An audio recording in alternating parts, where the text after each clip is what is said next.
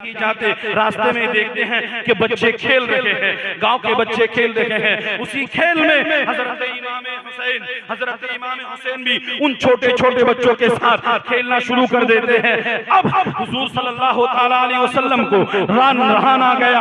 अब हुजूर सल्लल्लाहु ताला अलैहि वसल्लम हजरत इमाम हुसैन को देखते हैं।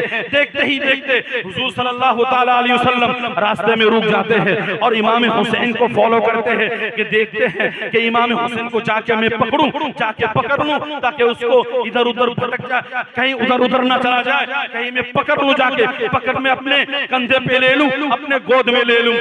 अल्लाह के रसूल सल्लल्लाहु ताला अलैहि वसल्लम जैसे ही पकड़ने के लिए जाते हैं, दौड़ करके हुजूर सल्लल्लाहु ताला अलैहि वसल्म जाते हैं। कभी इमाम हुसैन इधर चले जाते हैं तो कभी इमाम हुसैन उधर चले जाते हैं। फिर नाना इधर दौड़ते हैं तो कभी नाना इधर दौड़ते हैं, नवासे इधर दौड़ते हैं तो नाना भी पीछे पीछे दौड़ते हैं। इमाम हुसैन जिधर रुक कर रहे हैं अल्लाह के रसूल उधर ही रुक कर रहे हैं। रुक करते करते आखिर में हजरत इमाम हुसैन को पकड़ लेते हैं और ये तमाम मंजर सहाबाए किराम देख रहे हैं कि ये क्या मंजर है, ये क्या हो रहा है। नवासे के पीछे दौड़ रहे हैं, नवासे के पीछे भाग रहे हैं। लास्ट में हजरत इमाम हुसैन को पकड़ लेते हैं, पकड़ के अपने गोद में लेते हैं और अपनी जुबान को, अपनी लुआब को इमाम हुसैन के जुबान मुंह में डालते हैं।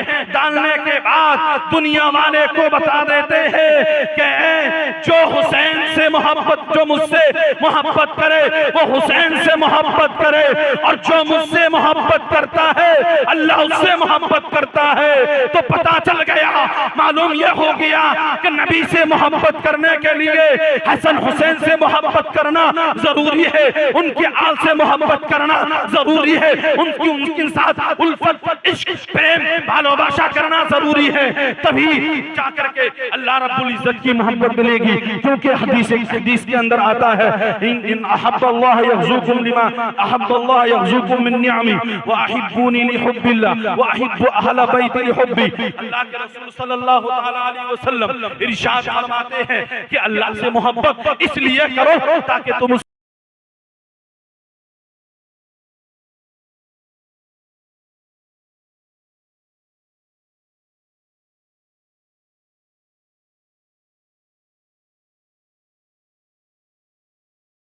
और आखिर में कहा कि वअहिब्बु अहल बैति लिहुब्बी, और मेरे अहले बैत से, इमाम हुसैन से, अली से, फातिमा से, हसन से इसलिए मोहब्बत करो ताकि मेरी मोहब्बत को पा सको।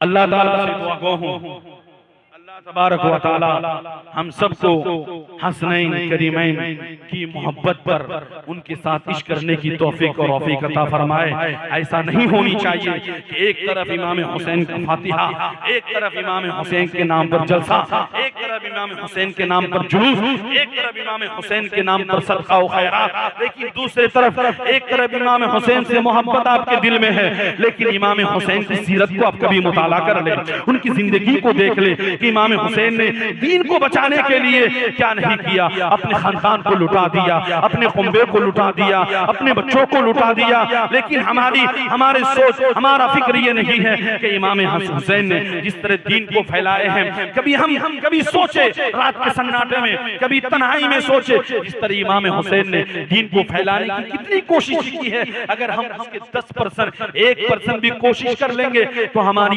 दुनिया भी अच्छी हो जाएगी और आखिरत भी अच्छा हो जाएगा। इमाम हुसैन से मोहब्बत करने से हमें जिना से बचना होगा, इमाम हुसैन से मोहब्बत करने से हमें शराब से बचना होगा। क्या इमाम हुसैन ने जो जंग किए थे, क्या वो दूसरे जो कबीला थे, दूसरे जो लोग थे, क्या वो मुसलमान नहीं थे? वो भी मुसलमान थे।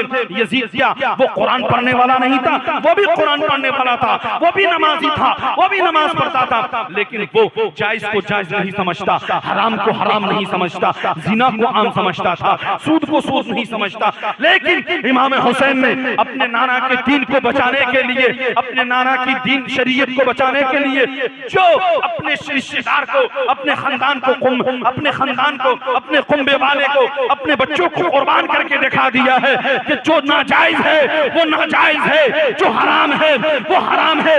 कल क़यामत तक वो कभी जायज हो ही नहीं सकता।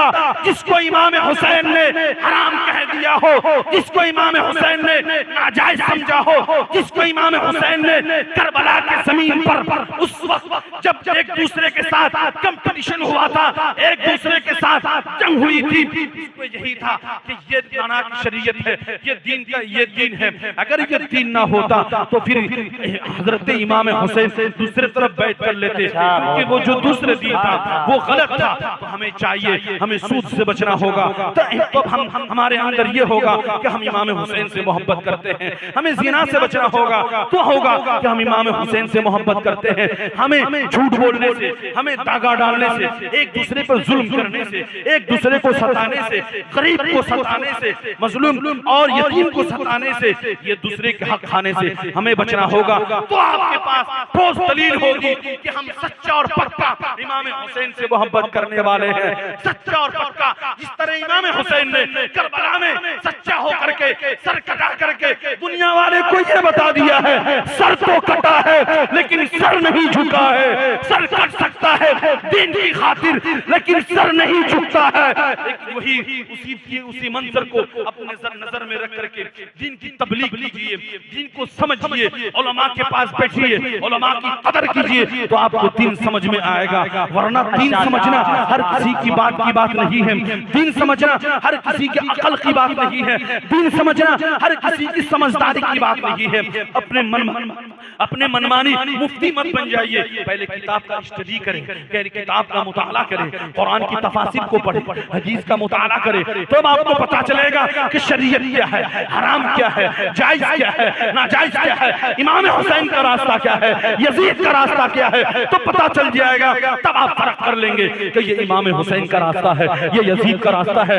तब आपके दिल में ख्याल होगा कि हम अपने खानदान वाले को, अपने बच्चों को, अपने रिश्तेदार को उस रास्ते पे चलाएंगे जो रास्ता इमाम हुसैन का है, उस रास्ते पे नहीं चलाएंगे जो यजीद का है। क्योंकि यजीद का रास्ता जहन्नम में जाता है और हुसैन का रास्ता जन्नत में जाता है।